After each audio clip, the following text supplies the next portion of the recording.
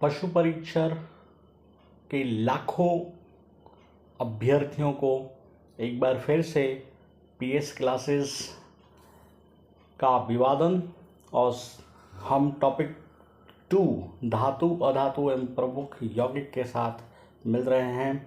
धातु के गुणों में असंगत है। धातु ऊष्मा के सुचालक होते हैं, गलनांक बहुत अधिक होता है। सिल्वर तथा कॉपर ऊष्मा के कुचालक हैं, लेड ऊष्मा का सुचालक होता है। और आपके सामने उत्तर है।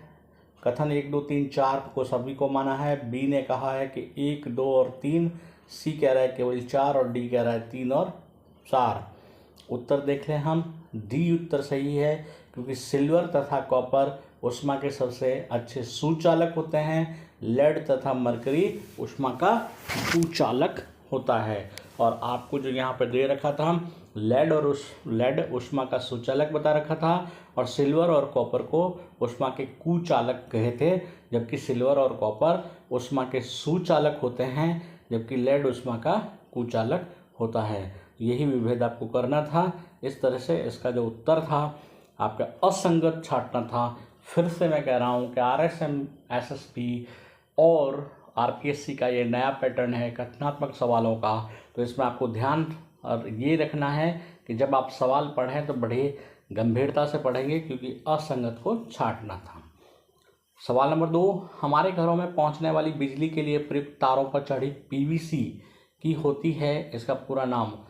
जो प्रयुक्त तार है उस पर जो परत इस्तेमाल करते हैं वो PVC होता है। कभी कभी रबड़ का भी प्रयोग ले लेते हैं, और PVC की फुल फॉर्म हमें इसमें से सेलेक्ट करनी है। Polyvinyl carbon, plastic wire carbon, pure vinyl chloride और पॉलीवाइनिल क्लोराइड। तो इसका उत्तर होगा डी। रबड़ का प्रयोग भी कभी कभी किया जाता है, वो मैंने आपको बता दिया। और यदि आप इस सवाल को स्किप करते हैं तो आपको ई सेलेक्ट करना होगा। तन्यता धातुओं का एक प्रमुख गुण है। धातु बहुत ज़्यादा क्षमता रखती है खींचने की, और उसमें सबसे अधिक तन्य धातु जो है वो आपको छंटना है। कॉपर, आयरन, सोना, चांदी और अनुत्तरित तो सोना सबसे तन्य धातु है। प्लास्टर ऑफ पेरिस का रासायनिक सूत्र है, देखिए कैल्शियम हाइड्रोजन कार्बोनेट हमें वीडियो फर्स्ट में मिल गया। ये कैल्शियम सल्फेट है, कैल्शियम हाइड्रोक्साइड है, और इनमें से कोई नहीं। और हमें इसमें से एक सेलेक्ट करना है कि प्लास्टर ऑफ पेरिस का रासायनिक सूत्र क्या होगा। तो प्लास्टर ऑफ पेरिस का रासायनिक सूत्र इसमें से कोई नहीं है। प्लास्टर ऑफ पेरिस का रासायनिक सूत्र इनमें से कोई नहीं है। और कोई क्यों नहीं है इसका कारण बता दूं, क्योंकि प्लास्टर ऑफ पेरिस का रासायनिक सूत्र होता है CaSO4 ½ H2O, मतलब ये कैल्शियम सल्फेट का अर्धहाइड्रेट होता है। लेकिन यहाँ एक बात और शेयर करनी जरूरी है कि यदि कभी प्रश्न में CaSO4 होल ट्वाइस H2O लिखा हुआ आता है तो ये उसका सही उत्तर होगा। या तो जो ऊपर दे रखा है CaSO4 ½ H2O, या फिर CaSO4 होल ट्वाइस .H2O। अब इन दोनों बातों को समझना। ये आपको बता रहा है कि एक अणु CaSO4 है और इसके साथ जुड़ा हुआ अर्ध अणु जल का है। ये आपको बता रहा है कि CaSO4 के 2 अणु हैं, इसके साथ जल का 1 अणु है। मतलब अनुपात क्या हुआ, 2:1। यही बात यहाँ पे भी है कि 2:1 का आधा क्या हो जाएगा, 1:आधा। तो वो दोनों ही फॉर्मूले में है, क्योंकि ये प्रश्न पूछने वालों ने एक बड़ी चतुरता दिखाई थी, और वहाँ पर जाके बहुत से विद्यार्थी इसमें उलझे थे। तो आप इस स्लाइड को 2 मिनट अच्छे से समझिएगा कि CaSO4 2H2O ये कैल्शियम सल्फेट यानी जिप्सम का सूत्र है, जो अभी प्रश्न के रूप में आपने देखा है। यहाँ पर जो इसका प्रश्न सेक्शन है, रॉयल जल होता है शुद्ध जल, भारी जल, सांद्र हाइड्रोक्लोरिक अम्ल और सांद्र नाइट्रिक अम्ल का ताज़ा मिश्रण। और डी ऑप्शन है आपका सांद्र सल्फ्यूरिक अम्ल और सांद्र नाइट्रिक अम्ल का ताज़ा मिश्रण।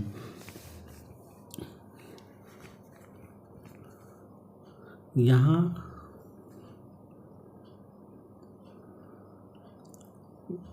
एक केमिकल फॉर्मूला, रासायनिक सूत्र यदि लिख दिया जाए तो हमारे लिए और भी आसान होगा।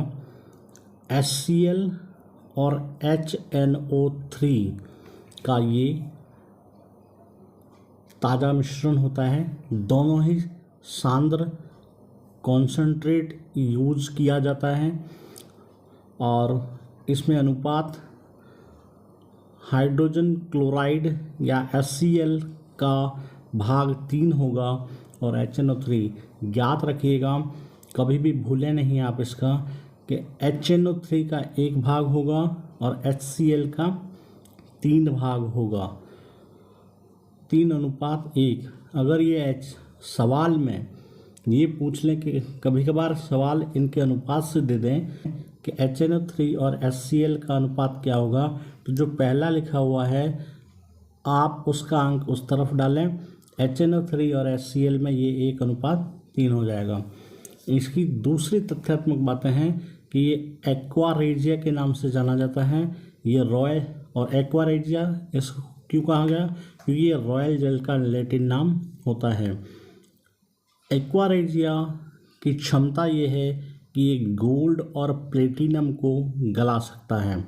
ये एक तरह से भभकता हुआ द्रव होता है, जिसके साथ साथ ये प्रबल संक्षारक का कार्य भी करता है। ये इसकी कुछ खासियत हैं। मरकरी, जिसे हम पारा भी कहते हैं या पारद शब्द का प्रयोग होता है इसके लिए, ये अयस्क, पारद का अयस्क है। अयस्क क्या हुआ, प्राकृतिक रूप से जो भी धातु पाई जाती है उसे खनिज कहते हैं और उसका परिष्कृत या शोधित रूप जो है वो अयस्क कहलाता है। तो इसका जो सही उत्तर होगा वो होगा आपका सिनेबार। सिनेबार जो है, क्योंकि हेमाटाइट लोहे का है, बॉक्साइट पारद का है नहीं, तो ये सिनेबार इसका उत्तर हो जाएगा। तो हमें उपयुक्त सभी छांटना नहीं है और अनुत्तरित आपको करना नहीं है, क्योंकि आप अच्छी तैयारी करके जाएंगे। सिनेबार का रासायनिक सूत्र HGS हो जाएगा, यानी मर्क्यूरिक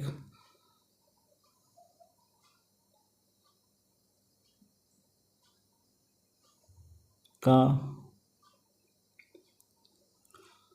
सल्फाइड एस्क होगा ये।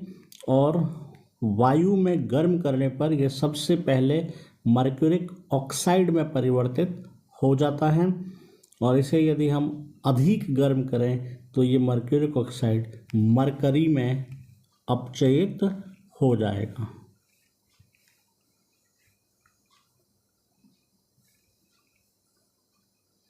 ये मरकरी में अपचयित हो जाएगा। रेल की पटरियों और मशीनी पुर्जों को, ये मशीनी होना चाहिए, रेल की पटरियों और मशीनी पुर्जों को जोड़ने के लिए एक विशेष प्रकार की अभिक्रिया प्रयुक्त होती है और वही आपका सवाल पूछा गया है। इसे थर्मेट अभिक्रिया कहा जाता है। इसका प्रयोग अमूमन समझिएगा किस चीज़ का है कि पटरियों के बीच एक गैप रहता था और इसको इस तरीके से जोड़ देते थे। अब इसकी दो खासियत हमने पढ़ी है पहले, जिसमें ये बताता है कि सर्दी के दिनों में ये सिकुड़ जाती थी और कभी यदा कदा ये एक दूसरे को ऊपर चढ़ जाया करती थी और गर्मी में इसका प्रसार अधिक होने से इनके बीच में एक गैप हो जाता था। ये दोनों ही देख रेख के अभाव में एक दुर्घटना का कारण बनती थी। इसको दूर करने के लिए ये थर्मिट प्रोसेस अपनाई गई।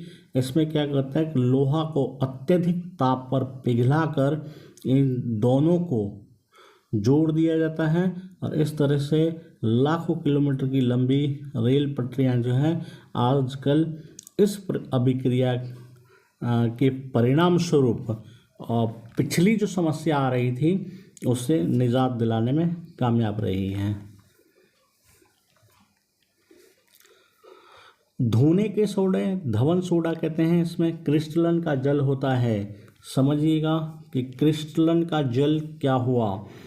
हम बहुत सारे सूत्र पढ़ते हैं, उसमें हमने कई बार देखा है, जैसे CuSO4 लिखा, इसके साथ कुछ जल के अणु जुड़े हुए हैं, या हमने धवन सोडे का सूत्र पढ़ा तो उसमें कुछ जल का अणु मिला हुआ है। तो इसमें जो ये जल के अंश हैं वो क्रिस्टलन का जल कहलाता है, जो अलग अलग धातुओं में अलग अलग हैं।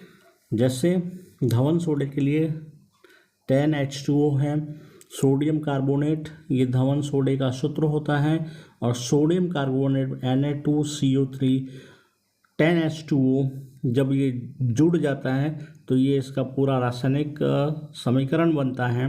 ये जो 10 अंश है जल के, ये इसका क्रिस्टलन का जल कहलाता है। कॉपर सल्फेट में ये 5 अणु जल के साथ जुड़ा होता है। कैल्शियम सल्फेट जो जिप्सम का सूत्र है उसमें 2 अणु जल के होते हैं। इस तरीके से क्रिस्टलन का जल से बना ये यौगिक होता है। समुद्री जल में अधिकता में पाया जाने वाला यौगिक है, ये रेलवे का बड़ा चहेता सवाल है। अनगिनत बार पूछा गया है कि समुद्री जल में अधिकता में पाया जाने वाला यौगिक वो NaCl होता है। एल्यूमिनियम पर मोटी ऑक्साइड की परत चढ़ाने की प्रक्रिया जो है वो एल्यूमिनीकरण, ऑक्सीकरण, अपचयन या एनोडीकरण, ये एनोडीकरण होता है।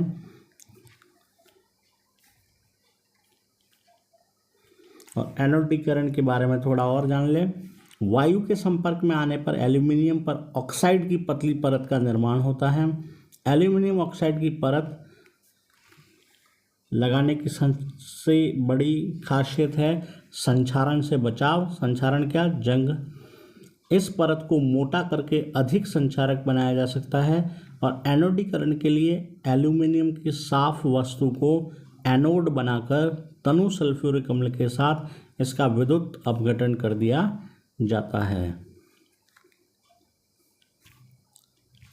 भूपर्पटी में प्राकृतिक रूप से पाए जाने वाले तत्वों या यौगिक को कहते हैं, ये खनिज कहेंगे।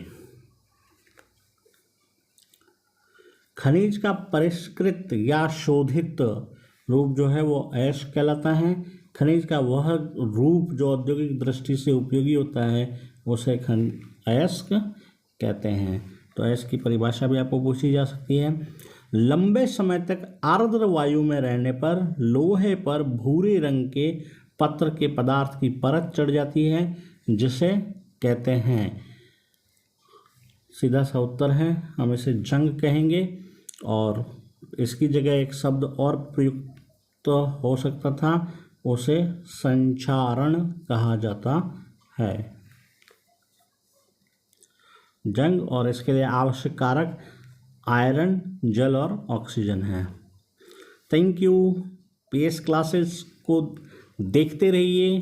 सारगर्भित, सटीक और तैयारी का एक बेहतरीन संयोजन लेकर हम आपके साथ जुड़े रहेंगे परीक्षा तक। हार्दिक शुभकामनाओं के साथ दूसरी वीडियो में मुखातिब होंगे। तब तक के लिए जय हिंद, जय भारत।